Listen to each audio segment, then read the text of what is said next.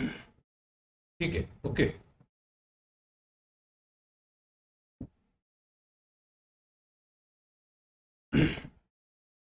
Done done done. ठीक है, unit number 7 हम डिस्कस कर रहे थे भाई।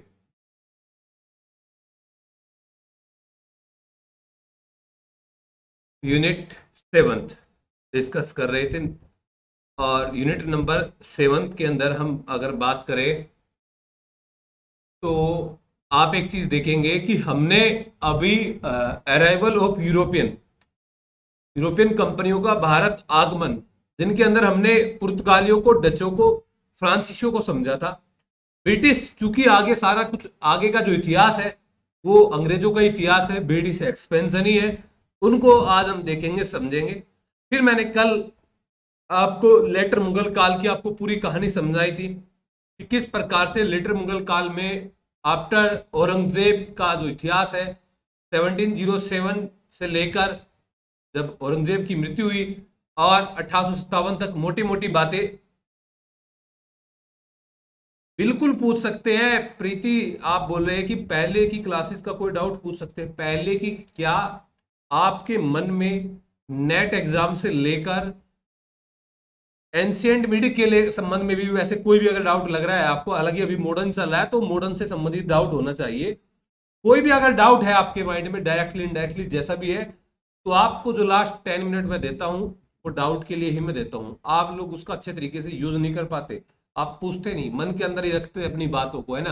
तो उस डाउट को आप उस टाइम पे क्लियर कर लिया करें, है ना। बाद में पूछना जब क्लासेस लास्ट टाइम होगा, मतलब कि ना। तो अभी मैं ब्रिटिश के बारे में और लेटर मुगल काल के बारे में मैं आपको पढ़ा रहा था।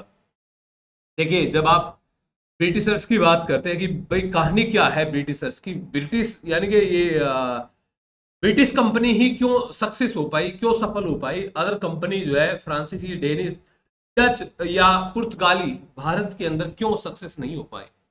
और जो उस समय पर अगर हम बात करें जो सुप्रीम पावर मुगल की बात करें तो क्या हाल था उस समय में मुगल का, कि वो जो है अपने साम्राज्य को जो बाबर के द्वारा 1526 में जो स्थापित किया गया था, उस साम्राज्य को ये लोग ने ही बचा पाए औरंगजेब की मृत्यु के बाद की बात यहाँ पे करेंगे। देखिए, कई सारे दोस्त आपको देखने को मिलेगा कि चीजें कहां से क्या शुरू होती है। बात वही है उत्तराधिकारी वाली, बात उत्तराधिकारी वाली है कि राजा का बेटा राजा बनेगा, बादशाह का बेटा बादशाह बनेगा। अगर योग्यता है तब भी बादशाह वही बनेगा, और योग्यता नहीं है तब भी बादशाह वही बनेगा। आजकल जो आप कांग्रेस का जो हाल देख रहे हैं, उस कांग्रेस के हाल के पीछे का कारण क्या है, आप मुझे बताइए। कि कांग्रेस के पीछे का हाल कारण यही तो है ना, कि पहले प्रधानमंत्री जवाहरलाल नेहरू थे, फिर उनकी बेटी इंदिरा गांधी हुई, फिर उनका बेटा जो है राजीव गांधी हुआ, फिर उनकी पत्नी जो है सोनिया गांधी नहीं बन पाई, मनमोहन सिंह हुआ, लेकिन उन्हीं के अधीन रहा। तो कहानी क्या है? कहानी ये है कि फिर राहुल गांधी प्रधानमंत्री बने। बिल्कुल सही बात है, वंशवाद, वंशवाद। लेकिन यहां पर भी यही कहानी कि औरंगजेब की मृत्यु हुई तो औरंगजेब की मृत्यु के बाद में बहादुर शाह की मृत्यु के बाद में उसका बेटा जहांदार शाह की मृत्यु के बाद में उसका बेटा फर्रुख सियर के बाद में रफीउद्दर्जात, फिर रफीउद्दर्जात के बाद में रफीउद्दौला, फिर मोहम्मद शाह रंगीला। ऐसे ही कहानी यहाँ पे चलती रही। तो क्या कहानी घटी कि राजा का बेटा राजा ही बनेगा, तो इससे जो व्यवस्था थी वो व्यवस्था के अंदर एक कमजोरी यहाँ पे प्रस्तुत होती है। और दूसरी तरफ जब आप अंग्रेजों को देखेंगे, अच्छा, अगर जैसे कि आपने नाम सुना होगा दो चार, मैं वायसराय गवर्नर जनरल के नाम मैं लेता हूं। जैसे कि मैं नाम ले रहा हूं क्लाइव, क्लाइव मैंने नाम लिया है, क्लाइव मैंने नाम लिया है, वारन हेस्टिंग मैं नाम ले रहा हूं यहाँ पे, कानवालिस मैं यहाँ पे नाम ले रहा हूं, कानवालिस के बाद में आपका पेंटिक, वो वेलेजली पेंटिक, डलहौजी डलहौजी के बाद मैं नाम ले रहा हूं यहाँ पे कर्जन, ओ सॉरी, केनिंग केनिंग फिर रिपन लिटन भी आता है, कर्जन आता है। इसी प्रकार से बहुत सारे जो हमारे गवर्नर जनरल या वायसराय आते हैं, क्या ये सब योग्य नहीं थे? आप मुझे बताइए, क्या ये सब योग्य नहीं थे? क्लाइव हुआ, वान हेस्टिंग हुआ, कॉर्नवालिस हुआ, वेलेजली हुआ, बेंटिक हुआ, डलहौजी हुआ, केनिंग हुआ, कर्जन हुआ, रिपन हुआ, या फिर इसके अलावा और आगे आने वाले जो हमारे तत्कालीन जो उस समय के जो गवर्नर जनरल वायसराय थे, सब योग्य थे। तो क्या किसी किसी ने भी इनमें से जो है, सभी में से किसी ने भी 6 साल, 5 साल, 7 साल से ज्यादा भारत के अंदर अपनी गवर्नर जनरलशिप इनके पास रही, या वायसराय 5, 6, 7 साल से ज्यादा ये रहे, ये लोग 6, 7 साल से ज्यादा रहे? नहीं। योग्यता होने पर भी, योग्यता होने पर भी इनको बुला लिया जाता था। भाई देखिए, ऐसा नहीं है कि आप ही लोग कुछ कर सकते हैं। ऐसा नहीं है कि बस अकबर बन गया, 55 साल तक अकबरी जो है यहाँ पे बादशाह बना रहा, उसके बीच में कोई योग्य व्यक्ति ही नहीं हुआ, है ना। तो यानी कि मौका, ये जो एक है कि मौका मिलना चाहिए, मौका मिलना चाहिए, युवा पीढ़ी को भी मौका मिलना चाहिए। और आजकल राजनीति में क्या होता है, ज्यादातर राजनीति में आप देखते हैं युवा को पीछे की ओर धकेला जाता है, पीछे की ओर धकेला जाता है। अभी तो युवा है, कितना कुछ लेके रहेंगे, ये चीज आती है ना, कितना कुछ लेके रहेंगे कितनी कम उम्र में। अब राजस्थान की कहानी में यही तो चल रहा था कि काफी दिनों से, कि 26 साल की उम्र में सांसद बन गया, 32 साल की उम्र में, नहीं 26 साल की उम्र में सांसद बन गया, फिर कैबिनेट मंत्री बन गया, फिर कैबिनेट मंत्री के बाद में केंद्र सभा में, फिर 32, 35 साल की उम्र में प्रदेश का अध्यक्ष बन गया, सबसे कम उम्र में 7 साल तक प्रदेश का अध्यक्ष रहा, और अब 42 साल की उम्र में मुख्यमंत्री के लिए अड़ रहा है। क्या इतनी सी कम उम्र में हम कैसे मुख्यमंत्री बना दे? उसके पीछे कहानी ये तो है कि एज नहीं है ना, अदरवाइज काबिलियत तो बहुत सारी है, काबिलियत तो बहुत सारी है। ऐसे ही कई जगह पे आपको देखने को मिलता है। तो चीजें यहाँ पे मैटर करता है, एज फैक्टर का, एज फैक्टर का मैटर करता है। जैसे कि आप राज्यसभा के अंदर देखते हैं, राज्यसभा में ज्यादातर जो नेता होते हैं वो ज्यादातर नेता ओल्ड एज वाले होते हैं। आजकल कुछ नेता है जो अभी गए हैं यंग स्टेज में, अदरवाइज ज्यादातर नेता राज्यसभा के अंदर ओल्ड एज में होते हैं, या एमएलसी को उसी टाइम दौरान बनाते हैं। हाँ, राघव चड्ढा ही मेरे दिमाग में सबसे बड़ी इमेज उसी की आई थी एकदम, सबसे पहले वही आया था, आम आदमी पार्टी वाला, है ना, कि जो बिना शादी शुदा जो है वो राज्यसभा के अंदर गया, अदरवाइज सब लेट लतीफ ही जाते हैं ना। तो मैं यहाँ पे कमजोर व्यवस्था के अंदर मैं बता रहा था इधर हाँ बिल्कुल होना चाहिए, लेकिन व्यवस्था है थोड़ी सी ना भाई, उसी के तहत वो सब प्रक्रिया चलती रहती है। इनकी अपनी इंटरनल कहानी है, वैसे उनका अपना एक अलग से, उनका अपना एक अलग वजूद है, वो एक अलग अपने आप में राज्यसभा ही है, राज्यसभा से कब मैं उनको मानता नहीं हूँ। ठीक है, दूसरी बात, अब कहानी क्या है कि किस प्रकार से ब्रिटिश जो शासक है वो भारत के अंदर भारतीय यानी कि ये मुगलों की अपेक्षा जो है वो यहाँ पे सक्षम हो पाए, अपने आप को कैसे उन्होंने यहाँ पे सुदृढ़ किया, सुव्यवस्थित किया। तो उसके पीछे की कहानी क्या है? देखिए आजकल क्या है, आजकल आप कहानी देखते हैं, अगर अगर भारत और पाकिस्तान का कोई भी मामला छिड़ता है, कोई भी घटना छिड़ती है, मान लिया अभिनंदन वाली कहानी आप देखिए, अभी 2-3 साल पहले जो एरोप्लेन वाला मामला था, जो अभिनंदन जो पाकिस्तान में गया था, क्या बताइए मुझे, सारे भारतीयों की उनके प्रति सहानुभूति नहीं थी क्या? क्या सभी भारतीयों की उनके प्रति सहानुभूति नहीं थी क्या? तो थी ना सहानुभूति, चाहे इसमें कांग्रेस का हो, चाहे इसमें बीजेपी का हो, चाहे इसमें आम आदमी का हो, चाहे इसमें समाजवाद का हो, चाहे इसमें बसपा का हो, कोई भी हो, सबकी सहानुभूति थी ना। नेता आपस में कॉन्ट्राडिक्ट करते हैं तो करते रहे, लेकिन आज के समय में अगर आप बात बात राष्ट्रवाद की आए, तो आम आदमियों के अंदर भी राष्ट्रवाद की भावना भरी हुई है कि नहीं भरी हुई है? आम आदमी के अंदर भी राष्ट्रवाद की भावना भरी हुई है कि नहीं भरी हुई है? आप देखते हैं 2018-19 के अंदर वो जो ये पुलवामा जो घटना घटी थी, जिसके अंदर हमारे बहुत सारे जो है शहीद हमारे वहां पे हुए थे पुलवामा घटना के अंदर, और उसके बाद में बीजेपी सरकार के द्वारा या मोदी सरकार के द्वारा, मोदी नेतृत्व में एक सर्जिकल स्ट्राइक किया गया था, एक सर्जिकल स्ट्राइक किया गया था। हाँ, फरवरी 2019, 14 फरवरी में। तो सर्जिकल स्ट्राइक जो किया गया था, क्या आप एक चीज नहीं देखते, एक चीज नहीं मानते आप, क्या उस सर्जिकल स्ट्राइक का बीजेपी को फायदा नहीं हुआ? क्या उस सर्जिकल स्ट्राइक का बीजेपी को फायदा नहीं हुआ? हुआ ना, सहानुभूति मिली ना, कि हाँ पाकिस्तान को उसी की भाषा में जवाब देने वाला जो नेता है वो मोदी यहाँ पे बिल्कुल एकदम सटीक बैठता है। तो राष्ट्रवाद की भावना थी। लेकिन जिस समय अंग्रेज जो है भारत के अंदर आ रहे थे, इस समय पर आप एक चीज देखेंगे कि अंग्रेज जब भारत में यहाँ पे अपना साम्राज्यवादी विस्तारवादी नीति को फॉलो कर रहे हैं, उस समय पर भारत के अंदर जो सिचुएशन आप देखेंगे, जो भारत की जो दुर्बलता, भारत की जो ये जो फेलियर का जो कारण देखेंगे, वो था सिर्फ ज्योग्राफिकल एक्सप्रेशन, कि भारत जो है एक राष्ट्रवाद की भावना भारतियों में उस समय में नहीं थी। भाई आप देखते हैं कि पूरे भारत के अंदर की कहानी क्या है, कि पूरे भारत के अंदर की कहानी ये थी कि उत्तर भारत में मुगल शासक हुआ करते थे जिनकी राज्य भी जो है उनके प्रति जिम्मेदार नहीं थी या लायबल उनके प्रति नहीं थी। इधर आप महाराष्ट्र के अंदर आप मराठों को देखेंगे, हैदराबाद के अंदर आप निजाम को देखेंगे, मैसूर के अंदर आप टीपू सुल्तान ये सब लोगों को देखेंगे, हैदर अली को। त्रावणकोर में अलग राज्य होगा, त्रावणकोर एक अलग राज्य था।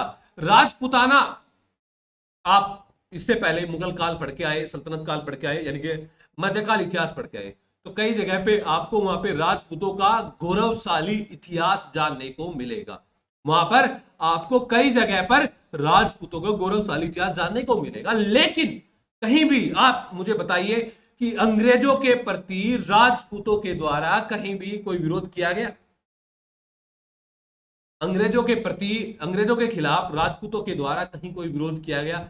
जैसे हम मराठों की लड़ाई देखते हैं, निजामों की लड़ाई देखते हैं, इनकी लड़ाई देखते हैं, क्या राजपूतों की कहानी में आप ऐसा देखेंगे? आधुनिक भारत के अंदर मुगल काल में, सल्तनत काल में हमें देखने को मिलता है कि कई सारी जगह गौरवशाली इतिहास देखने को मिलता है। तो इनका तो जिक्र ही छोड़िए, यहाँ पे कोई ऐसा इतिहास यहाँ पे देखने को नहीं मिलता। सिर्फ रियासती राज्य बन के ये रहे, सिर्फ महलों तक, यानी कि महलों के mayor, mayor of the palace ये यहाँ पे बन के रहे। कहानी बंगाल की करते हैं तो बंगाल में भी यही है कि बंगाल की कहानी तो बंगाल तक सीमित है, अवध की कहानी तो अवध तक सीमित है। बस अपने अपने तक यहाँ पे ये लोग सिमटे हुए थे, अपने से बाहर ये लोग नहीं थे। इसी का कारण आप यहाँ पे देखते हैं कि सिर्फ और सिर्फ भारत जो है एक ज्योग्राफिकल सिचुएशन थी, ज्योग्राफिकल एक एक्सप्लेनेशन था। यहाँ पे कहानी क्या हुई कि अंग्रेजों ने कहानी ये अपने आप का जो, देखिए आप एक चीज देखेंगे यहाँ पे कि ये लोग अपना जो असली दुश्मन है अंग्रेजों को नहीं मानते थे, अपना असली दुश्मन जो है अंग्रेजों को नहीं मानते थे। जैसे कि आप कहानी देखेंगे कि भाई मैसूर किसके साथ लड़ रहा है? मैसूर का संघर्ष निजाम के साथ चल रहा है, निजाम का संघर्ष मराठा के साथ चल रहा है, मराठा का संघर्ष मैसूर के साथ चल रहा है, बंगाल का संघर्ष अवध के साथ चल रहा है, अवध इनका संघर्ष, किसी का संघर्ष भाई महाराणा रंजीत सिंह के साथ चल रहा है, किसी का संघर्ष जो है त्रावणकोर के साथ चल रहा है, किसी का संघर्ष जो है अलग से राजपूतों के साथ चल रहा है। तो कहानी क्या है? ये आपस में ही एक दूसरे लड़ते गए भिड़ते गए। इसका फायदा अंग्रेजों ने धीरे धीरे धीरे धीरे धीरे धीरे उठाते गए। चाहे वो रिंग फेंस पॉलिसी हो, चाहे वो सब्सिडरी अलायंस पॉलिसी हो, किसी भी पॉलिसी के तहत आप देखेंगे कि अंग्रेजों ने उनका फायदा समय दर समय लगातार ये उठाते गए। और एक समय ऐसा आया कि इन सबको कैप्चर अंग्रेजों के द्वारा कर लिया गया। वो अभी कहानी, चूंकि मैं ब्रिटिश एक्सपेंशन और मुगल दोनों को साथ साथ में मैं करा रहा हूं, लेटर मुगल काल के साथ साथ में मैं बता रहा हूं। देखिए कहानी क्या है कि आप सभी लोग जानते हैं कि 1600 ईस्वी में अंग्रेज भारत के अंदर आए थे। और धीरे धीरे जब भारत में अंग्रेज जब ये आए थे, महारानी के द्वारा जब इनको चार्टर दिया गया था, तो इनको एक अधिकार का चार्टर दिया गया था कि आप ही एकमात्र कंपनी होगी जो भारत के अंदर एक्सपेंशन करेंगे, भारत के अंदर जो विस्तार करेंगे, आप एकमात्र कंपनी भारत की होगी।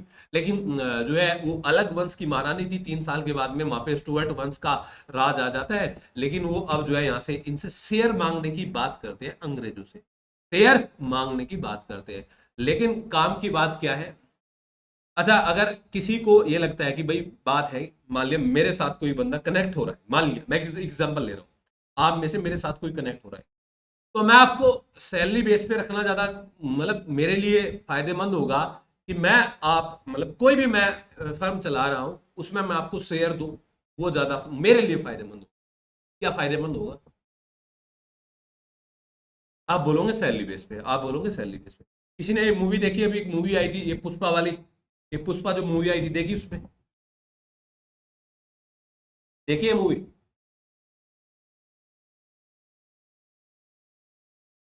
जब वो एग्रीमेंट करते हैं, एग्रीमेंट में 5% की बात होती है, 5% की बात होती है ना, और वो क्या बोलते हैं कि नहीं 5% नहीं लेंगे। 5% यानी कि जो है मतलब 5 लाख का, मान लिया 1 लाख पे 5,000 की बात हुई थी, सीधा 5% की बात हुई थी।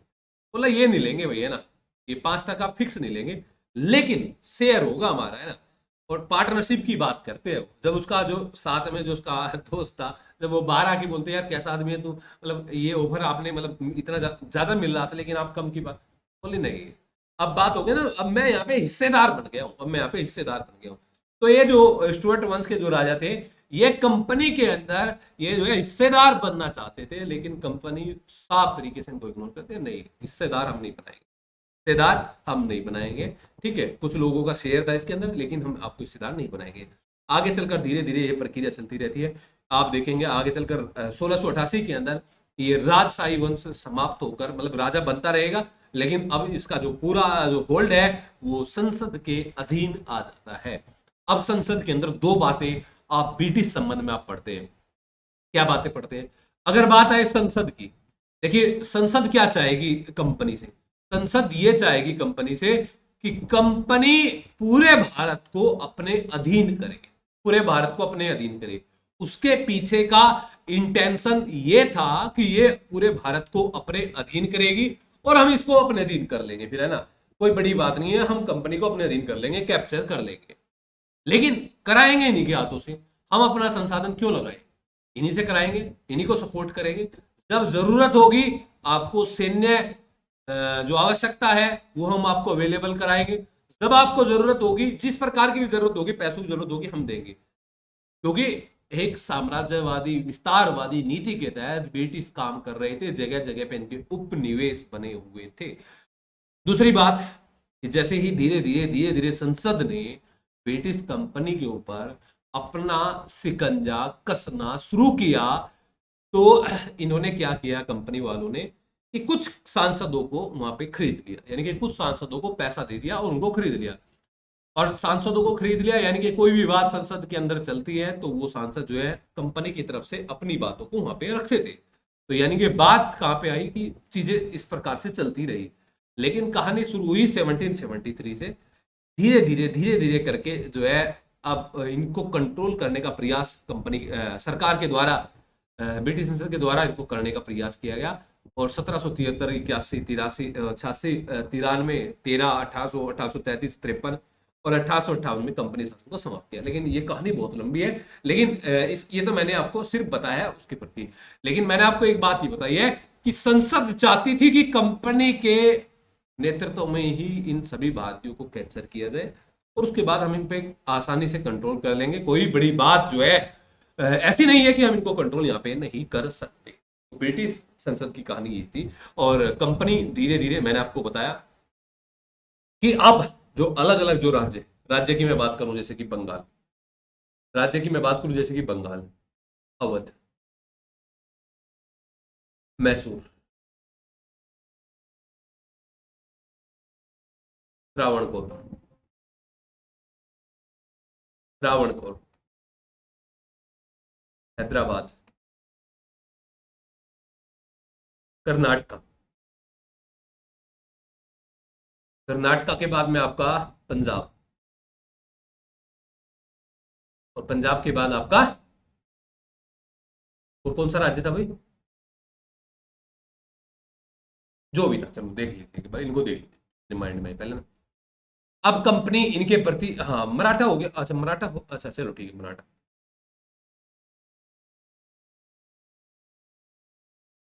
अब कंपनी की पॉलिसी देखिएगा इनके प्रति कि क्या कंपनी की पॉलिसी जो है इनके प्रति रही।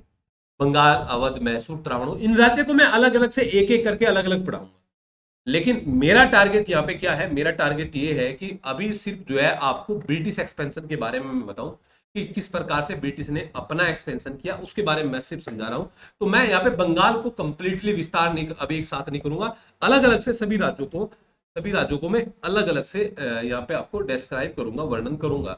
बट अभी इस चीज का ध्यान रखना है कि पहले अभी मोटी मोटी चीज मैं बताऊंगा कि कंपनी की समय समय पर क्या पॉलिसी यहाँ पे रही है, उनको देखिएगा।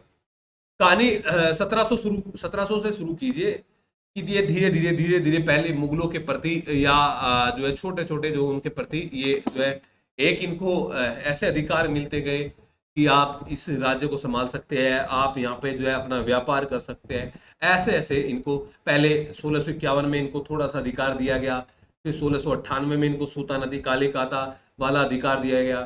फिर आप 1717 में आप देखते हैं कि फर्रुख शेर के समय में इनको एक अधिकार इनको दिया गया 1717 के अंदर, है ना। तो इस प्रकार ये धीरे धीरे इनको कुछ ना कुछ अधिकार मिलता रहा। और ये एक काम करते रहे, इन्होंने मुगलों को बोला कि देखिए आप ऐसा है साहब, बादशाह शहनशाह जो भी है, ऐसा है कि आप संप्रभु है, आप सोवरन है, हम आपके अधीन हैं, और हम ऐसे ही है जैसे कि एक राज्य मराठा है, एक राज्य निजाम है, एक राज्य त्रावणकोर है, एक मैसूर है, एक अवध है, ऐसे ही हम भी एक राज्य है। ये कहानी कब तक चलती रही? ये कहानी चलती रही 1813 तक। ये कहानी कब तक चलती रही भाई? कि प्रभु आप ही हमारे बादशाह हो, आप ही भगवान हो, आप ही सब कुछ आप ही हो, हम जो है यहाँ पे एक राज्य है और हम अपना व्यापार कर रहे हैं। ये कहानी चलती रही 1813 तक। 1813 में आपको एक नाम सुना होगा ना, एक नाम आता है लॉर्ड हेस्टिंग। और 10 साल के लिए ये लॉर्ड हेस्टिंग भारत के अंदर जो है बंगाल का गवर्नर जनरल बन के आता है। 10 साल के लिए आता है ये ना। तो आप मुझे बताइए, कभी भी 10 सालों में कभी भी किसी मुगल बादशाह से मिला? किसी भी मुगल बादशाह से मिला है 10 सालों में? किसी मुगल बादशाह से नहीं। अभी तक अपने आप को मतलब इनके अधीन मानते थे, इनको जो है अपना ये संप्रभुता यहाँ पे मानते थे, अपना अपने इनको संप्रभुता यहाँ पे मानते थे। तो ठीक है, कहानी हुई शुरू। तो ये इस प्रकार से यानी कि मुगलों को भी इन्होंने, एक समय आया कि मुगलों को भी इन्होंने यहाँ पे अपनी जगह से रिप्लेस इनको कर दिया। लेकिन उससे पहले भाई राज्यों को कैसे कैसे जीता? राज्यों को जीता फूट डाल के। जैसे कि सबसे पहले जो कहानी शुरू होती है कर्नाटक संघर्ष वाली कहानी आपने देखा कि किस प्रकार से कर्नाटक संघर्ष में इनके बीच की कहानी आपस से शुरू हुई, फ्रांसीसियों के, अंग्रेजों की, हैदराबाद और कर्नाटक को लेकर। अब जैसे मैं बंगाल की मोटी मोटी मैं बात बंगाल की बताऊं, एक एक इंडिविजुअल बात अलग से करूंगा। बंगाल की कहानी में क्या कहानी, क्या ट्विस्ट था बंगाल की कहानी में? बंगाल की कहानी में ये ट्विस्ट था ना कि बंगाल में एक समय ऐसा था जब सिराजुद्दौला बंगाल का नवाब हुआ करता था। जब सिराजुद्दौला बंगाल का नवाब हुआ करता था, एक समय ऐसा था ना भाई, यस और नोट। लेकिन सिराजुद्दौला के प्रति, सिराजुद्दौला के प्रति इन्होंने, अंग्रेजों ने किस व्यक्ति को गद्दी पर बिठाने के लिए प्रस्तावित किया? सिराजुद्दौला के खिलाफ किस व्यक्ति को गद्दी पर बिठाने का प्रयास किया? तो आप बोलते हैं मीर जाफर, आप बोलते हैं मीर जाफर। तो यानी कि क्या है ये क्या है? ये आंतरिक फूट है ना। ये जो है आंतरिक फूट है ना, ये आंतरिक फूट थी कि सिराजुद्दौला के खिलाफ जो इनका सेनापति मीर जाफर हुआ करता था, ये इनके प्रति षड्यंत्रपूर्ण माहौल अपनाया। और षड्यंत्रपूर्ण माहौल में युद्ध हुआ, प्लासी की लड़ाई हुई, नाम मात्र की लड़ाई थी, सब मिले हुए थे, गद्दी से हटा दिया। लेकिन देखिए, जनता अगर चाहती, जनता अगर चाहती तो वो मीर जाफर को रिप्लेस कर सकती थी अगर राष्ट्रवाद की भावना नहीं। अब मीर जाफर आया, कठपुतली बनाया। अंग्रेज क्या चाह रहे हैं? कठपुतली चाह रहे हैं। जब मीर जाफर ने अपने आप को इजाद करने की कोशिश की तो उसकी जगह में मीर कासिम को रिप्लेस कर दिया, उसकी जगह पर मीर कासिम को रिप्लेस कर दिया। ऐसे ही प्रक्रिया ये चलती गई। आगे चलकर नजमुद्दौला बंगाल के प्रति यही कहानी इनकी लगातार बनी रही कि जो योग्य था उसको गद्दी से हटाया और उसकी जगह पे दूसरे को लेके आए। ये बंगाल की कहानी थी। अब बात, जब हम बंगाल की जगह पे अवध की बात करते हैं, अवध की बात करते हैं, तो अवध के संबंध में कहानी क्या है कि अवध भी एक स्वतंत्र राज्य था जो मोहम्मद शाह रंगीला के समय में अपने आप को इंडिपेंडेंट किए थे सादत खान के नेतृत्व में। लेकिन एक समय आया कि अवध के मामले में धीरे धीरे करके वे कमजोर शासक अवध वाले होते चले गए। और 1770 का जो दशक था वो एक ऐसा दशक था, उस समय में जो मुख्य जो पावर थी, मुख्य जो शक्ति थी, मराठे भी थे और मैसूर भी थे। लेकिन मेनली हम मराठों की बात करते हैं। आपने कहानी देखी होगी, एक वर्ड आया होगा रिंग फेंस पॉलिसी। एक वर्ड आया होगा ना, रिंग फेंस पॉलिसी। या हिंदी में सुना होगा आपने घेरे की नीति, या हिंदी में सुना होगा आपने घेरे की नीति। सुना है क्या? सभी ने सुना है क्या? तो घेरे की नीति यानी घेरे का मतलब कुछ ना कुछ तो होगा ना। गेम भी खेले होंगे ना आप, रिंग रिंग रिंग बनाना। रिंग बनाना मतलब कि घेर लेना, घेर लेना, है ना। क्या है ये घेरे की नीति? घेरे की नीति क्या है मैं आप समझाता हूँ आपको। कि 1757 के बाद में लगभग बंगाल, बंगाल का अगर हम जिक्र करें, मैप, मैप को माइंड में ले लीजिए। मैं इसको थोड़ा सा वैसे क्रिएट कर देता हूँ तो फिर माइंड में इमेज बन जाएगी ना। इमेज बनानी सीख लो बस, है ना। ठीक है, मान लिया भाई ये बंगाल है, ये आपका यहाँ पे अवध है, और ये आपके मराठे हैं, मान लिया। ठीक है, ये बंगाल है, ये मराठे है, और ये आपके अवध है, ये आपके अवध है। ठीक है। अब क्या है रिंग फेंस पॉलिसी? मैं 1773 की रिंग फेंस पॉलिसी बता रहा हूँ। अब बंगाल से, बंगाल पर अधिकार अंग्रेजों का हो गया है कंप्लीटली। आप जानते हैं कि बंगाल में तो द्वैत शासन भी लागू कर दिया उन्होंने 1765 में। ये चलता रहता है। बंगाल पे इनका पूर्ण अधिकार हो गया, लेकिन अभी अवध पर कंप्लीट अधिकार नहीं है। वैसे जब चाहेंगे अवध पर कंप्लीट अधिकार ये तब कर लेंगे, लेकिन मुख्य जो शक्ति है वो मराठा है। और मराठा एक ऐसी शक्ति है जिससे अवध को भी डर है और ब्रिटिशर्स को भी डर है। मराठा एक ऐसी पावर है जिससे अवध को भी डर है, उससे जो है ब्रिटिश को भी डर है। हाँ, ये था कि दो तरीके से भाई लड़ाई कहां से हो सकती थी। भाई या तो लड़ाई जो है इस रास्ते से हो सकती थी कि मराठे आए और बंगाल की खाड़ी से आए और यहाँ पे बंगाल के ऊपर अंग्रेजों के ऊपर अटैक करते, या दूसरा रास्ता ये वाला था कि भाई ये अपने युद्ध उससे आए, स्थल मार्ग से आए और अवध को क्रॉस करते हुए ये बंगाल पर अटैक करेंगे। तो आप बताइए, क्या जो है अंग्रेजों से बढ़िया नौसेना किसी की थी? अंग्रेजों से बढ़िया नौसेना किसी की थी? आप मुझे बताइए। नहीं ना। अंग्रेजों से अच्छी नौसेना किसी की थी? तो आप बोलोगे नहीं, अंग्रेजों से अच्छी नौसेना नहीं थी। तो ये वाला रास्ते से अंग्रेजों को कोई डर था? इस वाले रास्ते से अंग्रेजों को कोई डर था? आप बताइए। नहीं, सेफ था। तो डर किससे था? डर यहां से था, डर यहां से था। तो फिर इन्होंने अवध के साथ में ये रिंग फेंस पॉलिसी क्यों लेके आए? ये अवध के साथ में ये रिंग फेंस पॉलिसी क्यों लेके आए, घेरे की नीति क्यों लेके आए? ये इसलिए लेके आए कि देखिए अभी तक ये अंग्रेजों की सीमा है बंगाल की, और यहाँ पे ये अवध वाले हैं। अब अंग्रेज इनकी सीमा कहां तक बन जाएगी अगर इनके साथ में समझौता कर लेंगे यहाँ तक। अगर मराठा अटैक करेंगे, हाँ बिल्कुल सही बात है, अगर मराठा अटैक करेंगे तो यानी कि यहाँ पे अटैक करेंगे, ये अवध पे अटैक करेंगे, इनका तो कोई भी यहाँ पे कोई अटैक नहीं होगा। तो इनको बोला, देखिए बात ऐसी है, हम तो आपके साथ में कोई लड़ाई झगड़ा नहीं कर रहे हैं। अंग्रेजों ने बोला अवध वालों को, आपके साथ में डर किससे है? मराठों से है, और हमें भी मराठों से डर है।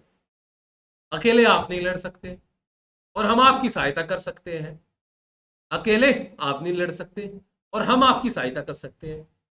क्यों ना हम आपकी सहायता करने के लिए अपनी घुससेना को यहाँ पे रखें आपके यहाँ पे, और आपका भी अधिकार, वो आपका भी सुरक्षा रहेगी और हमारा भी काम हो जाएगा, हमारा भी काम बन जाएगा। तो इस प्रकार से एक बफर जोन, बफर स्टेट के रूप में अवध का प्रयोग अंग्रेजों के द्वारा वारन सिंह, जो तत्कालीन बंगाल का गवर्नर जनरल था, उसके द्वारा ये किया गया, अवध को बफर स्टेट के रूप में।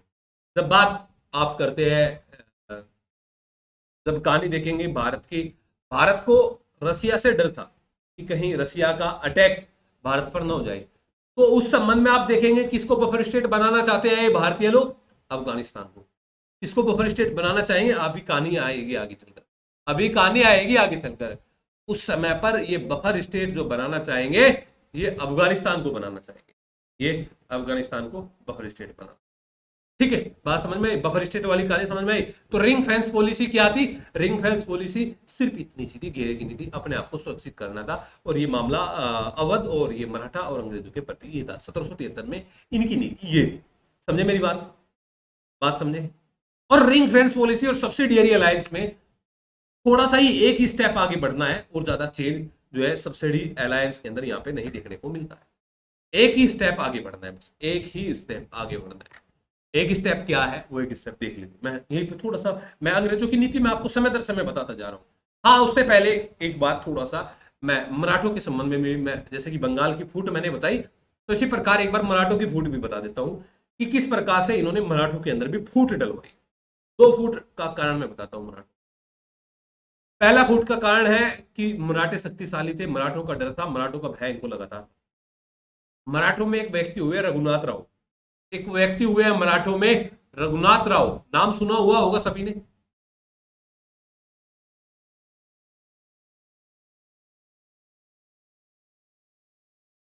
तो एक इस प्रकार का व्यक्ति था शिक्षा पांडे।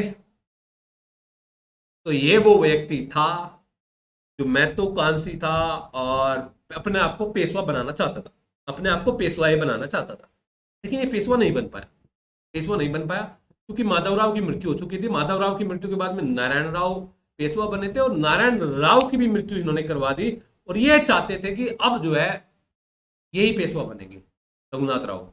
लेकिन जब नारायण राव की मृत्यु हुई तो उसकी पत्नी के एक बेटा गर्भ में था, तो मतलब बच्चा गर्भ में था, तो जब वो बेटा हो जाता है तो वो पेशवा जो है उनको फडणवीस बना देते हैं। तो ये पहुंच जाते हैं अंग्रेजों के दरबार में। ये पहुंच जाते हैं अंग्रेजों के दरबार में, और अंग्रेजों के दरबार में ये पहुंचकर वहां से अपने आप को जो है अपने आप को ये पेशवा बनाने की बात वहां पे बोलते हैं। तो जब अपने आप को पेशवा बनाने की बात ये बोलते हैं तो एक प्रकार से फूट यहीं पे पड़ जाती है इनकी, मराठों की, है ना। हाँ, यहाँ से मराठों की कमजोरी उजागर हुई। पूरी मराठों की कहानी अलग से बताऊं, बस कारण बता रहा हूं। एक दूसरी कहानी क्या कहां देखोगे आप, दूसरी कहानी देखेंगे आप जसवंत राव होलकर और जो पेशवा थे तत्कालीन उनके संबंध में 1802-3 में, कि इन्होंने क्या किया। तत्कालीन पेशवा ने जसवंत राव होलकर के भाई की हत्या कर दी थी। तो जसवंत राव होलकर जो है उसका बदला लेने के लिए पेशवा की तरफ बढ़ रहा था, भाई बिना बात ही भाई की हत्या कर। तो उस समय में क्या हुआ था, उस समय में पूना को छोड़कर पेशवा कहाँ भाग गया था। पूना को छोड़कर पेशवा जो भाग गया वो अंग्रेजों के पास में बसीन के अंदर चला गया था। वो अंग्रेजों के पास में बसीन के अंदर चला गया था। तो फिर वहां पे अंग्रेजों के साथ में उनकी बसीन की संधि हुई थी, बसीन की संधि हुई थी, है ना, 1802 दिन में। तो यहाँ पे मराठों की कमजोरी नजर आती है। अब सहायक संधि प्रणाली क्या थी, मैं सहायक संधि प्रणाली के बारे में मैं थोड़ा बता देता हूँ। सब्सिडरी अलायंस प्रणाली क्या थी, जो 1798 में वेलेस्ली के द्वारा अपनाई गई। वेलेस्ली एक प्रकार से ऐसा गवर्नर जनरल था बंगाल का, कि जैसा, देखिए आप देखिए, अगर जो है एक ओवर में 15 रन की जरूरत है और दो खिलाड़ी है वहां पे, एक ओवर में 20 रन की जरूरत है और दो खिलाड़ी है वहां पे। एक खिलाड़ी है मतलब पुराने समय के राहुल द्रविड़, एक खिलाड़ी है वीरेंद्र सहवाग। तो कौन आएगा भाई, वीरेंद्र सहवाग आएगा। पुराने जमाने मतलब जो 10 साल पहले की मैं बात कर रहा हूँ, वीरेंद्र सहवाग आएगा। एक बात है, यहाँ पे सेम वेलेजली के अंदर वही फिट होगी बात। फिट क्या होगी कि अब इनको किस चीज का डर था भाई, इनको डर था यहाँ पे अभी सबसे बड़ा जो डर था वो था फ्रांसिस। अब आप बोलेंगे कि फ्रांसिसियो की कहानी तो आपने पेरिस की संधि जो हो गई थी बार्डिवास की लड़ाई में समाप्त कर दी थी। अब वो धीरे धीरे धीरे धीरे अब दोबारा उभर रहे थे। और यूरोप के अंदर नेपोलियन का भय लगातार बढ़ता जा रहा था यूरोप में, कि नेपोलियन कहीं विस्तार न करते, नेपोलियन कहीं विस्तार न कर। तो इन्होंने यहाँ पे इस नीति को अपनाना जरूरी था, यानी कि आक्रामक नीति को अपनाना जरूरी था। आक्रामक नीति कैसी थी, सहायक संधि कैसी थी। सहायक संधि इस प्रकार से थी कि देखिए दो भाई है, मान लिया, देखिए हैदराबाद मैसूर, हैदराबाद मैसूर, ये हैदराबाद है मैसूर, आपस में लड़ाई चल रही थी, आपस में लड़ाई चल रही थी। बात करें हैदराबाद मैसूर मराठा, मान ली मराठा पे, अवध भी हो, पेशवा हो, भोसले हो। अब सहायक संधि प्रणाली के अंदर क्या था, इनको ये बात बोली गई थी कि देखिए हम आपको सिक्योरिटी देंगे, हम आपको सिक्योरिटी देंगे, सिक्योरिटी प्रोवाइड कराएंगे। हम आपको कैसे सिक्योरिटी प्रोवाइड कराएंगे, कि अगर आपको लग रहा है कि मान लिया हैदराबाद को लग रहा है कि आपको मराठों से डर है और मराठा आपको युद्ध कर रहे हैं, आपको परेशान कर रहे हैं, तो हम आपको मराठों के मामले में सिक्योरिटी प्रोवाइड कराएंगे। तो उसके लिए क्या होगा, हम उसके लिए आपके पास में सेना देंगे, हम जो है उसके लिए आपको हम सेना अवेलेबल कराएंगे। लेकिन हम सेना को दे देंगे अपनी, मान लिया हमने 10,000 की एक सेना की टुकड़ी आपको दे दी, लेकिन भाई उस सेना का खर्चा आप दोगे, हम अपनी जेब से नहीं दे देंगे उस सेना का खर्चा। कभी आप सोचे कि हम जो है वैसे ही आप पे जो है धन लुटाते जा रहे हैं, नहीं, सेना हम दे देंगे आपको, लेकिन उस सेना का खर्चा आप कर देंगे। तो इससे क्या होगा, इससे ये होगा कि उनकी सेना लगातार बन रही है, बन रही है, बन रही है, वे पावरफुल होते जा रहे हैं, होते जा रहे हैं, होते जा रहे हैं। और दूसरी तरफ यहाँ पे देखेंगे कि उनकी सेना तो बन रही है, जब उनको आवश्यकता होगी, मान लिया उन्होंने तैयार कर लिया अपने खिलाड़ियों को कि 10,000 यहाँ, 10,000 यहाँ, 10,000, खर्चा कहीं और से आ रहा है, खर्चा कहीं और से आ रहा है ना, तो सेना देंगे। दूसरी बात, कहीं ऐसा ना हो कि भाई मराठा भी हमारे अधीन है सहायक संधि में और हैदराबाद भी हमारे अधीन है सहायक संधि में, और आप कहते हैं कि मराठा हमें परेशान कर रहा है और आप मराठे के खिलाफ युद्ध करिए। तो हम तो मराठों के खिलाफ युद्ध नहीं करेंगे, हम तो जो है मराठों को खिलाफ भी हम युद्ध नहीं करेंगे।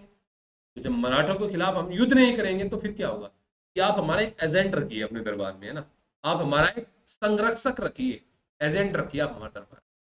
ये आपसे समझौता कराने की बात भी बोलेगा और ये एक वो बात भी आपको बोलेगा।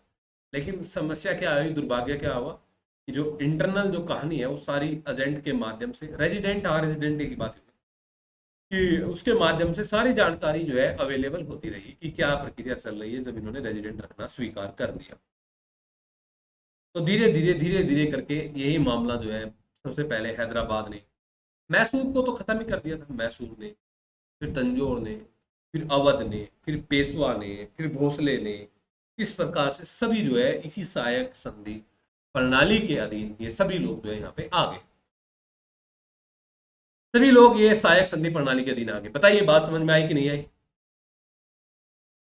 बात समझ में आई कि नहीं आई?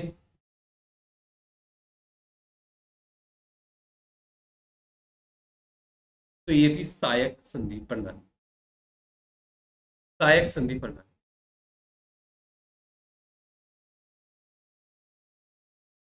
अब इसके आगे एक कहानी, इसके आगे अधीनस्थ प्रत्यक्ष की नीति आएगी 1813 में। फिर उसके आगे डलहौजी का, डलहौजी वाली जो कहानी है वो डलहौजी वाली कहानी आएगी, लेकिन उसको बताऊंगा अभी, थोड़ा सा 2 मिनट का गैप लेता हूँ। 2 मिनट का गैप ले लेता हूँ, लगातार बोल रहा हूँ।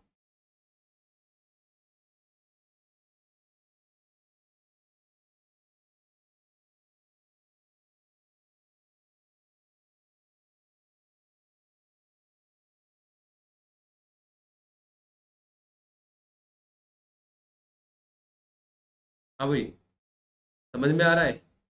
हाँ चलिए, कहानी समझ में आई।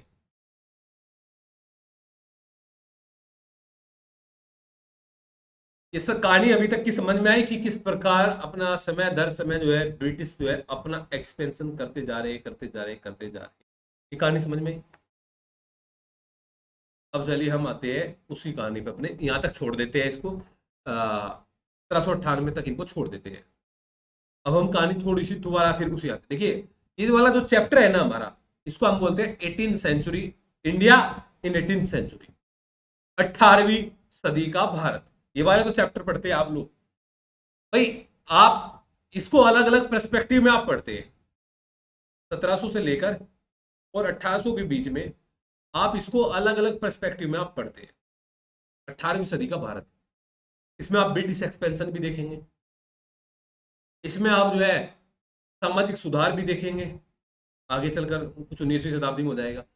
इसी में आप इकोनॉमिक पॉलिसी भी देखेंगे अंग्रेजों की, कि जो भू राजस्व के संबंध में जो परमानेंट सेटलमेंट या रैयतवाड़ी सेटलमेंट या आपका महलवाड़ी सेटलमेंट जो हमारा आएगा, इसी में आप वो भी देखेंगे। ओके, बात समझ में आए आप लोगों के? तो इस प्रकार से ये आपकी कहानी चलती रहेगी, तो इनको हम अलग अलग उसी में डिस्कस हम यहाँ पे करते रहेंगे। तो कल मैं मुगल की कहानी आपको बताई थी, और मुगल की कहानी में मैंने आपको बहादुर शाह और जहांदार शाह के बारे में मैंने आपको बता दिया था। तो बहादुर शाह और जहांदार शाह के बारे में किसी को कोई डाउट? अभी तक की कहानी जहांदार शाह की मतलब की कहानी 1712 है। 1712 1713 तक की कहानी वो जहांदार शाह की थी। उसी दौरान अंग्रेज भी अपने आप का लगातार विस्तार यहाँ पे कर रहे हैं। अभी हम कहानी 1717 की फर्रुख शेर के समय की पढ़ेंगे। तो फर्रुख शेर जहांदार शाह, इनमें जहांदार शाह में इनमें कोई डाउट? कोई डाउट मुझे नहीं लगता होगा। अब हम बात जैसे कि करते हैं फर्रुख शेर की।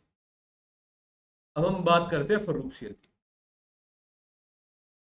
अच्छा, आप फर्रुख शेर के बारे में बताइए, आचल मुझे थोड़ा सा बताइए, 2 मिनट के अंदर इतने तब तक मुझे रिलीफ मिलेगा।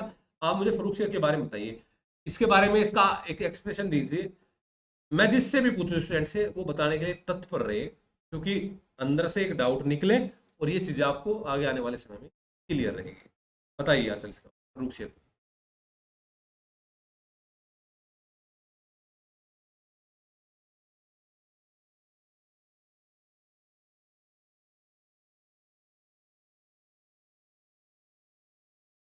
जवाब नहीं आया? आप बताइए भाई, ये बताएगी निकिता तिवारी, आप बताइए।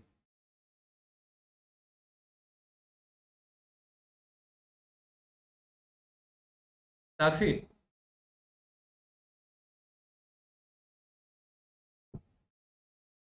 बताइए बताइए बताइए।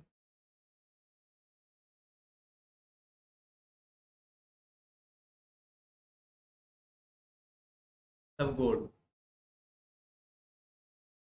टाइम पीरियड 1713 ठीक है भाई, इन्होंने बताया टाइम पीरियड 1713 1719 के बीच का है। ठीक है, ओके, वेरी गुड, आगे बताइए। और इसी के टाइम पे शायद सर ने सब जजिया हटा दिया था सर ये। चलो ठीक है, चलो इसने जजी हटा दिया। हाँ सर, और यात्रा कर हटाया था सर। चलो और बताइए इसके।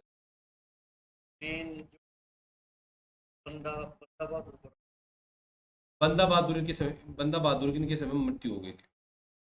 ने मरवा दिया था सर हाँ, उसको। मरवा दिया था, मरवा दिया 1716। ठीक सबसे है, बड़ी ठीक है, और बताइए। नहीं, और भी बताओ थोड़ा बहुत प्रयास। अजीत सिंह को रहा है, चलो मान लिया अजीत। और इसके अलावा? हाँ, निकिता बोले सैयद बंधु इनके दरबार में है। तो कितने सारे पॉइंट निकल के आए।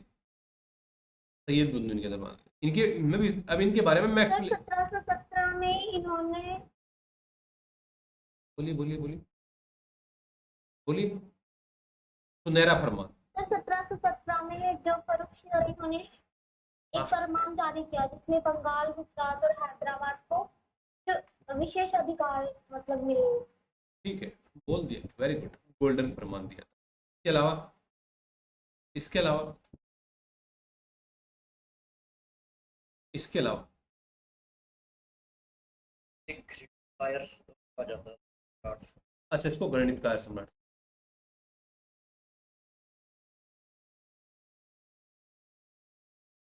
चलो मैं इनको एक्सप्लेन कर दूं अब। मैं इनको एक्सप्लेन कर देता हूँ। देखिए, फर्रुख शेर, मैंने कल आपको एक बात बताई थी भाई। मैंने एक बात बताई थी रजनीश कुमार राय जी कि ये जो गुट है ना, यहाँ पे कुछ गुट बने हुए थे अभी, ईरानी, तुर्रानी, अफगानी, हिंदुस्तानी। तो यहाँ पे जो सैयद बंधु थे ना, ये आपके हिंदुस्तानी गुट से संबंधित थे। जो दो भाई थे, अब्दुल्ला खान, हुसैन अली खान।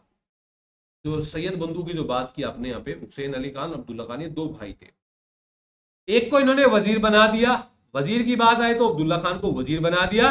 और हुसैन अली खान की बात आए तो हुसैन अली खान को इन्होंने मीर बख्शी बना दिया। हुसैन अली खान को इन्होंने मीर बख्शी बना दिया। ये बात है वजीर की। ये बात है वजीर की, हुसैन अली।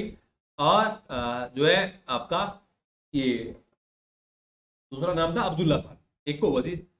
अब फर्रुख शेर की जो कहानी पढ़ेंगे ना आप, 6 वर्षों काल, वो सब सैयद वंश का कार्यकलाप ही था। सैयद वंश का कार्यकलाप ही था। हाँ, ये है आप जो निजामुल मुल्क की जो आपने बात बताई, हालांकि इनके एंटी था ये, लेकिन खान खाना की जो टाइटल है, वो खान खाना का टाइटल निजामुल मुल्क को इन्होंने ही दिया था। खान खाना का उपाधि इनको ही इन्होंने ही दी थी, है ना। अब दूसरी चीज यहाँ पे आप देखेंगे, टाइम पीरियड तो आपको क्लियर हो गया। अब यहाँ पे एक बात यहाँ पे देखेंगे, जैसे कि अजीत सिंह का नाम लिया किसी ने, इन्होंने बोला अजीत सिंह। देखिए, अजीत सिंह राजपूत शासक थे, इनके साथ संघर्ष हुआ। अजीत सिंह के साथ में संघर्ष। अजीत सिंह ने अपनी बेटी की शादी फर्रुख शेर के साथ में कर दी। अजीत सिंह ने अपनी बेटी की शादी किसके साथ में कर दी भाई? फर्रुख शेर के साथ में कर दी। क्या नाम था बेटी का? अगर बेटी का नाम बता सकते हैं आप। अपनी बेटी की शादी इनके साथ में कर दी। लेकिन आगे आने वाला समय ऐसा होगा जब फर्रुख शेर की मृत्यु हो जाएगी, वो बेटी मुगल हरम से उसको वापस भेज दिया जाता है राजपूतों के दरबार में। मुगल हरम से उसको वापस भेज दिया जाता है राजपूतों के दरबार में। ठीक है, बेटी का नाम बता सकते हैं?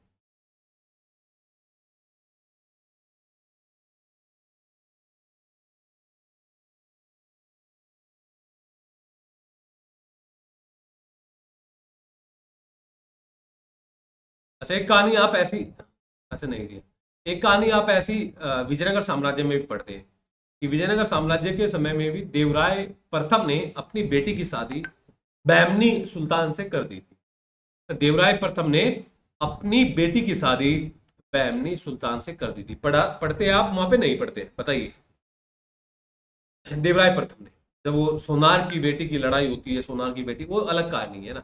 मैं थोड़ा सा रिलेट करा दिया है बस इससे। इस बात को आपने यहाँ पे ध्यान रखना है।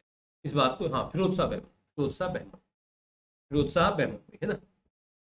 अब यहाँ पे देखिए, तो अजीत सिंह की कहानी सिर्फ इतनी सी है यहाँ पे। अजीत सिंह की कहानी तो इतनी सी है यहाँ पे, इस बात को आपने देखा। ठीक है, अब देखिए कहानी ये दूसरी।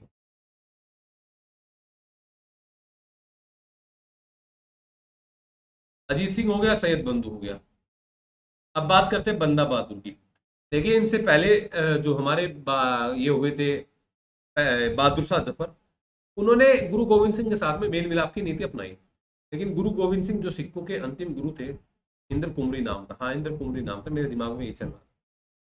तो उन्होंने गुरु गोविंद सिंह के साथ में मेल मिलाप की नीति उन्होंने अपनाई थी। तो मेल मिलाप की नीति अपनाने के बाद में उन्होंने, उसके बाद में उनकी मृत्यु हो जाती है। उसके बाद में बंदा बहादुर हमारे बागडोर संभालते हैं। बंदा बहादुर के साथ लगातार इनका संघर्ष होता है और ये मुगलों को जड़ से उखाड़ फेंकने के लिए तत्पर थे।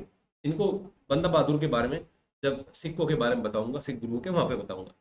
लेकिन ये आप देखते हैं कि 1716 में इनको कैप्चर किया जाता है और कैप्चर करके दिल्ली में इनकी हत्या कर दी जाती है बंदा बहादुर की। बस इतना याद रखना कि फर्रुख सियर के समय की घटना है, क्रोनोलॉजी में आपसे पूछ ली जा सकती है। बात गोल्डन फरमान की है। गोल्डन फरमान में क्या था? गोल्डन फरमान में क्या था कि ये बीमार थे, एक बीमारी से ग्रसित थे, और ग्रसित थे तो उसमें इनको थोड़ा ट्रीटमेंट दिया गया था। उस ट्रीटमेंट के माध्यम से ये खुश हुए और इन्होंने कुछ एरिया जो है, कुछ रियायत जो है अंग्रेजों को दे दी। इसको गोल्डन फरमान बोला जाता है। कहीं भी कई जगह आ सकते हैं। एक 1651 में दिया गया था अंग्रेजों को, एक 1698 में दिया गया और एक ही 1717 में दिया गया फर्रुख सियर के समय में। इसके अलावा तो और कंप्लीटली जजिया की बात करें कि जजिया कंप्लीटली किसने समाप्त किया, कंप्लीटली जजिया की बात करें कि जजिया किसने समाप्त किया, तो आप बोलोगे कंप्लीटली जजिया जो समाप्त किया था वो किसने किया था?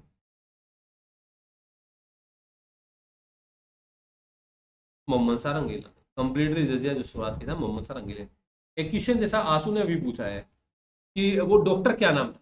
आप डॉक्टर का नाम बताइए पहले, जिसको पता है, देखिए देखता हूँ किसको पता है। उस डॉक्टर का नाम बताइए कि जो उपचार करने के लिए आया था। क्या नाम था उस डॉक्टर का? भाई 2 दिन। Hamilton bottom. हाँ सही बात, पता लग गया भाई आंसू मलिक। ठीक है, हैमिल्टन, हैमिल्टन। और अब ये बात जैसे सैयद बंधु वाली, सैयद बंधुओं की मदद से गद्दी पर बैठा था। लेकिन आप देखोगे कि सैयद बंधुओं की मदद से गद्दी पर बैठा था, लेकिन अब उनको एक गद्दी से हटा देना चाहता था ज्यादा समय तक। अब उनके षड्यंत्र में ये नहीं रहना चाहता था, क्योंकि वे अपने हिसाब से वो शासन कर रहे थे, अपने हिसाब से वो इन सब चीजों को लीड कर रहे थे। तो आप यहाँ पे कहानी देखेंगे, ये उनके अधीन रह के कार्य नहीं करना चाहता था, ये उनके अधीन रह के कार्य नहीं करना चाहता। अब गद्दी से हटाने का प्रयास किया। गद्दी से कैसे हटाया? उनमें से एक भाई को दक्षिण भारत में भेजने का प्रयास किया कि जब दोनों भाई होंगे तो दोनों पावर होंगे, तो दोनों को अगर हम अलग कर दिया जाए, मोदी को और अमित शाह को अगर हम अलग कर दे तो पावर टूट जाएगी दोनों। अभी एक साथ हम पढ़ते हैं दोनों। तो कौन से भाई को भेजा दक्षिण में? कौन से भाई को भेजा दक्षिण में भाई? कौन से भाई को दक्षिण में भेजा इस घृणित कायर सम्राट ने? हुसैन अली को। ठीक है,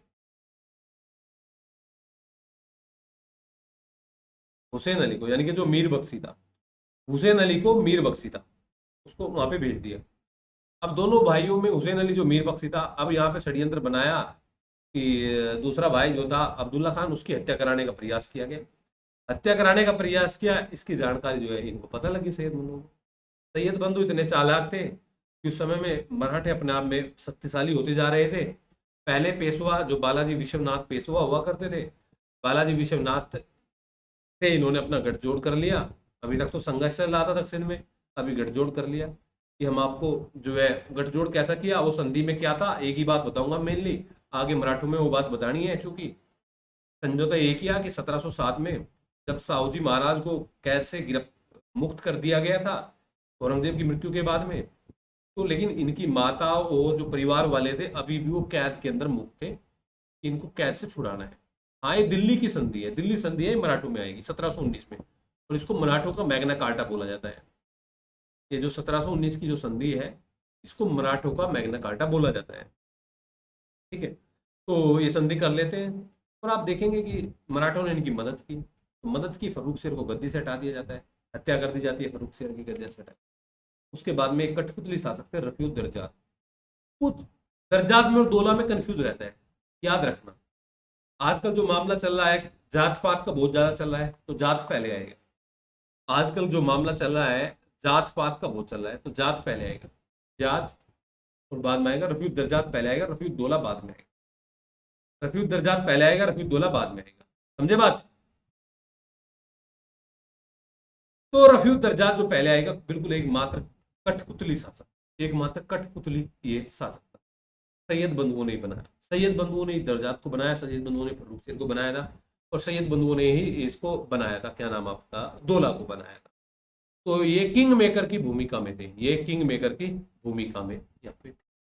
तो मात्र 2-3 बात यहाँ पे याद रखना है, दो तीन बात कौन सी याद रखना है कि इनके समय में जो है नेकुशियर ने विद्रोह कर दिया था। अब ये कौन था भाई नेकुशियर? इनके समय में नेकुशियर ने विद्रोह कर दिया था। अब आप बोलेंगे नेकुशियर कौन था ये? तो मैं बताऊंगा कि ये नेकुशियर जो था ना, अकबर द्वितीय का बेटा था। तो आप बोलोगे अकबर द्वितीय कौन से वाले अकबर द्वितीय की बात कर रहे हैं आप? वो जो जिसके लिए राजा राम मोहन राय पेंशन लेने के लिए गए था, वो वाला अकबर द्वितीय है गए?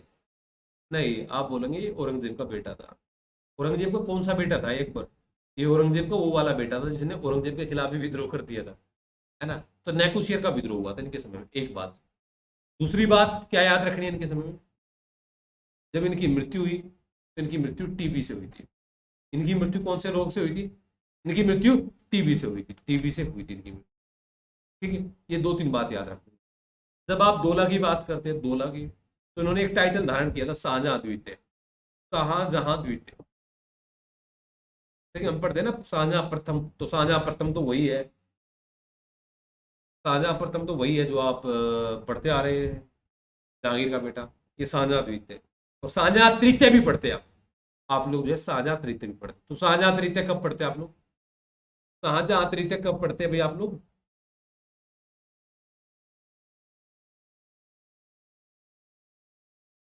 1859 में नहीं भाई साहब। रजनीश कुमार राय 1857 में समाप्त कर दिया था, बोरिया बिस्तरा बंद करवा दिया था लाल किले से। 1759, हाँ टाइपिंग मिस्टेक है, हाँ 1759। तो पता होना चाहिए, है ना, पता होना चाहिए ना कि जब आप पढ़ोगे ना, तो एक जगह ऐसा लिखा होगा, जब आप अपनी पुस्तक से पढ़ेंगे ना, यही चीज है बस, कोचिंग में, कोचिंग के बाद जब आप खुद से पढ़ते हैं, कि एक जगह लिखा नहीं होगा ये शाहजहां फर्स्ट कौन था, शाहजहां सेकंड कौन था, शाहजहां थर्ड कौन था। एक जगह नहीं लिखा होगा अकबर फर्स्ट कौन था, अकबर सेकंड कौन था, अकबर शाह सेकंड कौन था। ये सब एक जगह नहीं लिखा होगा। आप बहुत सारे इसी भ्रम में जीते रहते हैं, कौन थे, कहाँ से आ गया ये नेकुशियर, कौन आ गया, कि नेकुशियर का विद्रोह, फलाना विद्रोह। समझे बात मेरी? समझे ना क्या बोला मैंने? तो अब बात दोला की करते हैं। शाहजहां द्वितीय का टाइटल धारण किया, और जो फर्रुखसियार से शादी अजीत सिंह ने की थी, उनकी जो बेटी अभी थी, वो इनके समय में मुक्त कर दी। वो इनके समय में मुक्त कर दी गई, मुक्त कर दी उसको। और एक ये भी उसी बीमारी से ग्रसित थी। राजा राजकुमार हुआ करते थे, खान पान, रहन सहन, विलासिता वाली जिंदगी, मौज मस्ती वाली जिंदगी इनकी हुआ करती थी। इनका नाम था रफीउद्दौला, रफीउद्दौला। तो ये भी कुछ समय के लिए, मतलब जून से सितंबर तक, ये कहानी इसी प्रकार से, जैसे कि ये फरवरी से जून तक है, ये जून से सितंबर तक है। ये कहानी इसी प्रकार है कि जिस प्रकार 1916 में एक वो बनता है ना, होम रूल लीग, बाल गंगाधर तिलक का और एनी बेसेंट का, की शुरुआत 3 3 महीने का गैप रहता है। तो 3 3 महीने के गैप पे दोनों बन जाते हैं, 3 3 महीने गैप पे ये दोनों बन। ये कहानी थी आपकी रफीउद्दौला की, ये बीमारी से। बस दो तीन बात याद रखनी है। इसकी बात की कहानी, इसके बाद कहानी शुरू होती है मोहम्मद शाह रंगीला की। हाँ भाई, रंगीला के बारे में बताइए विशु। टाइम पीरियड 48 तक था सर। हम्म, सर इसको इसको भी उसने सैयद बन थोड़ा तेज बोलिए यार। सैयद सैयद बन होने। मोहम्मद शाह रंगीला को? हाँ जी सर। नहीं भाई, वो क्यों बनाएंगे? का नाम तो रोशन अख्तर था सर, ये मोहम्मद सारा किला के नाम से सुल्तान बना। हम्म, इसके मतलब रंगीला इसलिए कहा जाता है सर, जो इसके टाइम पे ये मतलब विलासिता में डूबा रहता था सर। महिलाएं और हिजड़े थे सर, मतलब के साथ ही रहता था। अच्छा। तो इसने पूर्ण रूप से जजिया को समाप्त कर दिया था। हम्म,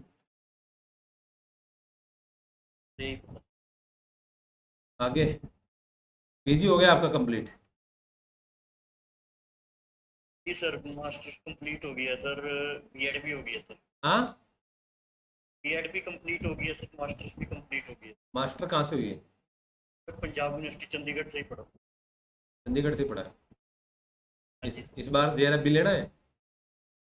सर। फर्स्ट क्लास जैसे कंटिन्यू चल रहा है ना प्रक्रिया, हाँ जी सर। कंटिन्यूटी दे देना, जेआरएफ ले लेना बदले में ना।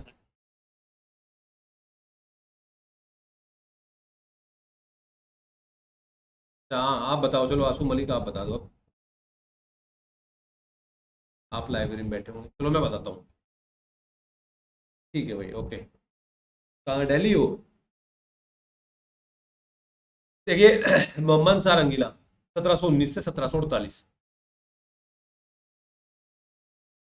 की कहानी।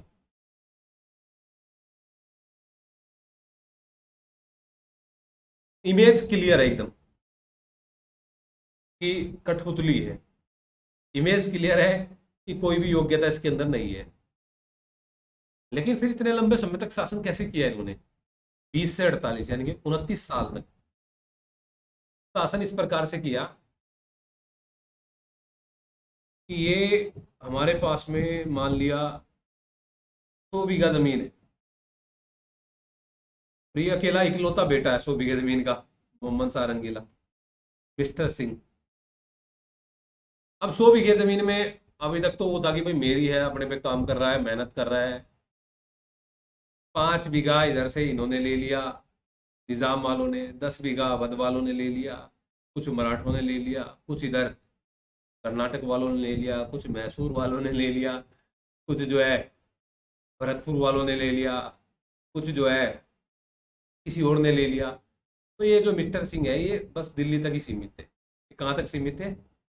ये दिल्ली तक सीमित। नहीं, विरोध तो तब होगा, मतलब लड़ाई झगड़ा तब होगा ना जब ये विरोध करेंगे। विरोध ये कर नहीं रहे किसी का। ना इन्होंने इधर मराठों का विरोध कर रहे हैं, ना उस हैसियत में थे, ना ही निजाम का विरोध कर पा रहे अच्छे तरीके से, ना ये जो है मैसूर का जो है विरोध कर रहे हैं। मैसूर तो चलो अभी आया नहीं इनके समय में, मैसूर तो नहीं आया था इनके समय में, मैसूर तो 1761 में आएगा। लेकिन ना ये और जो मेन पावर थी किसी का विरोध ये यहाँ पे नहीं कर रहे थे। बाहरी शक्ति आई इनके समय में, आपने देखा नादिर शाह अटैक कर रहा है, कहाँ से चल के नादिर शाह आया, और ये भाई साहब दिल्ली में बैठे थे, विलासितापूर्ण जिंदगी जी रहे थे, मौज मस्ती वाली, वहां पे डांस करा रहे थे बस, है ना। जब पता चल गया कि चंडीगढ़ से निकल लिया है साहब, तब ये कहते हैं चलो भाई उठ लो, और ये अपने आ जाते हैं करनाल तक। मात्र 80-90 किलोमीटर की दूरी चल के आता है वो बेचारा। हजारों किलोमीटर चल के आता है, ये 80-90-100 किलोमीटर चल के आता है। और कहानी क्या है, मात्र घंटों की लड़ाई थी, घंटों की लड़ाई में कहानी को सुलझा दिया गया। और सुलझा दिया गया, वो वापस वहां से ही वापस जा रहा था। लेकिन एक अवध वाला था भाई, उसके अपने हित यहाँ पे कॉन्फ्लिक्ट हो गए। सादत खान के जो अवध का संस्थापक था, उन्होंने नादिर शाह को बोला कि ऐसा है, कहाँ से वापस जा रहे हैं, 20 लाख में कहाँ एग्रीमेंट कर रहे हैं आप दिल्ली आइए, मैं आपको 20 करोड़ का 20 करोड़ दिलवा दूंगा, दिल्ली तक आइए। जब करनाल तक आ गए हैं तो दिल्ली कहाँ दूर है? अच्छा, तो दिल्ली पहुंच जाते हैं साहब। अब जब 20 करोड़ दिल्ली में जाके मांग करते हैं सादत खान से, तब सादत खान को भावना जो है वो ये होता है कि यार ये तो गलत कर लिया भाई। वो आत्महत्या ही कर लेता है सादत खान, है ना। अवध का संस्थापक था ये, उनके बारे में मैं बताऊंगा। हाँ, आ बैल मुझे आ बैल मुझे मार वाले वाली कहानी हो रही थी। आ बैल मुझे मार, तो वो वाली कहानी, मतलब अपने आप। और हित क्यों टकराए थे इसके? हित ये टकराए थे कि जो उनकी तरफ से जो वजीर थे ना, वो लड़ते हुए मारे गए थे। इनको लग रहा था कि वजीर यही बनेगा, सादत खान बनेगा, तो सादत खान को वजीर नहीं बनाया गया था। इस कारण इनका हित टकराया था। ये कारण था, इन्होंने इनको ऑफर दिया था 20 करोड़ का, 20 करोड़ का ऑफर दिया था। ठीक है। अब बात ये होगी कि भाई दिल्ली आ गया, दिल्ली में आप जानते हैं कि कोहिनूर हीरा ले गया था सिंहासन। कोहिनूर हीरा ले गया था नादिर साहब। ये कोहिनूर हीरे वाली कहानी भी अलग ही है। तो मैंने आपको कोहिनूर हीरा के संबंध में एक डॉक्यूमेंट्री है, वैसे तो पूरी कहानी है। देखो कोहिनूर हीरा की मैं अगर बताऊं कि अलाउद्दीन खिलजी के समय में कोहिनूर हीरा मलिक काफूर लेके आता है वारंगल से। के बाद में ये आता है मुगलों के समय में, एक बार इसका हुमायूं के समय में वर्णन आता है कि हुमायूं इसको जो है बाबर को देना चाहता है, ग्वालियर के राजा के पास में था। उसके बाद में वर्णन जो है मीर जुमला के समय में होता है। मीर जुमला के बाद में आप कहानी यहाँ पे देखते हैं कि ये जो है नादिर शाह इसको ले गया। फिर नादिर शाह के बाद में ये वापस जो है महाराणा रंजीत सिंह के पास में आ जाता है। महाराणा रंजीत सिंह के बाद ये जो है जो है फिर दोबारा ये कहाँ चला जाता है? महाराणा रंजीत के पास दोबारा है, आज भी जहाँ भी है, मतलब महारानी दरबार में आज भी जो है सिंहासन चढ़ा हुआ है। इसकी डॉक्यूमेंट्री बनाई हुई है। और मतलब कभी कभी तो मूवी देखने का मन करता होगा आप लोगों का। मूवी देखने का मन तो करता होगा ना, अप टू डेट रहते हैं। गदर देख ली, गदर 2 आई नहीं होगी। कुछ वाजपेयी बड़ी है सर, डॉक्यूमेंट्री इसकी वही है सर। हाँ मनोज बाजपेयी वाली देख लिया आपने? हाँ जी सर, आपने भेजी थी सर टेलीग्राम पे। अच्छा, आप टेलीग्राम पे पहले से जुड़े हुए हैं? हाँ जी सर, वहीं से डाउनलोड करके देखते थे। ठीक है, अच्छी बात है। तो वो वाली डॉक्यूमेंट्री एक बार देख लेना, मैं दोबारा फिर शेयर कर दूंगा। अच्छा है, समझ में आ जाता है ना। देख लेना एक बार वो डॉक्यूमेंट्री, इस तरीके से समझ में आता है कोहिनूर की पूरी पूरी कहानी। और कोहिनूर पे क्वेश्चन बन सकता है। क्वेश्चन कैसे बन सकता है? इसलिए बन सकता है क्योंकि ये हमेशा करंट में ट्रेंड करता रहता है, करंट में ट्रेंड करता रहता है कि वापस आना चाहिए कोहिनूर, ये वो फलाना, है ना। तो ये थी मतलब वो कोहिनूर वाली। लेकिन नादिर शाह की हम बात करें, नादिर शाह ने जो अटैक किया ना, कि वो लगातार उसने दिल्ली को लूटा, जमकर लूटा। कुछ सैनिकों की हत्या उनकी दिल्ली में कर दी गई। अभी करंट में आ रहा रानी, हाँ मैं वही तो कह रहा हूँ। तो इस वजह से ये क्वेश्चन यहाँ पे बन सकता है थोड़ा सा, इस टाइप से ये हमें। पढ़ा कि ये सैयद बंधुओं ने बिठाया था सर, ये अपने आप ही बैठा था, ये कंफ्यूजन है। नहीं, ये तुरानी गुट वाला था भाई। ये कौन से गुट वाला था? तुरानी गुट वाला। मतलब शुरुआत तो मान लीजिए सैयद बंधु बिठाया, तो सैयद बंधुओं ने था ये। लेकिन फिर सैयद बंधुओं को समाप्त भी इसने कराया। सैयद बंधुओं को समाप्त भी किसने कराया? किसी ने कराया। शुरुआत तो उन्होंने ही कराई ही इसकी, बैठाया तो उन्होंने ही था, लेकिन समाप्त भी उन्होंने करा। तुरानी गुट जो चिनकलीस खान वाला था, हत्या करा दी भाई। हाँ, दूसरे को अंधा कर दिया। तो ये वाली कहानी आप इनकी पढ़ते हैं। उर्दू का बहुत ही ज्यादा विकास इनके समय में होता है, शायरी का विकास इनके समय में होता है। शब्द ये सदारंग और अदारंग जो संगीतज्ञ थे वो इनके दरबार में रहते थे। कभी भी आपसे पूछा जाए कि राजकीय संरक्षण जो है उर्दू को किसने दिया, क्या नाम, कौन सा कुंवरी बताया था भाई आपने? कुंवरी लाल कुंवरी, क्या नाम था उसका, अजीत सिंह की बेटी का नाम, है ना। तो इस प्रकार से इन्होंने दिया संरक्षण। इसके बाद हाँ, लाल कुंवरी। इसके बाद में आप कहानी देखते हैं, इनके एक ही बेटा था। वो जो बेटा था अहमद शाह, वो भी किसी जो नाचने वाली जो थी उन्हीं का बेटा था। उनका नाम था अहमद शाह। ये 1748 में गद्दी पर बैठते हैं। 1748 से 1754 तक ये रहता है। 48 से 54 तक ये रहता है। ठीक है, इनके समय की कहानी मैं आपको कल बताऊँ। आज इतना ही रखिए, यहाँ तक रखिए, 48 से 54 तक। फिर मैं इसको रिलेट करूंगा और फिर आगे बंगाल अवध वाले को विस्तार से वर्णन करूंगा। समझ तो आ रहा है ना सभी को अच्छे से? समझ तो आ रहा है ना भाई अच्छे से सभी को?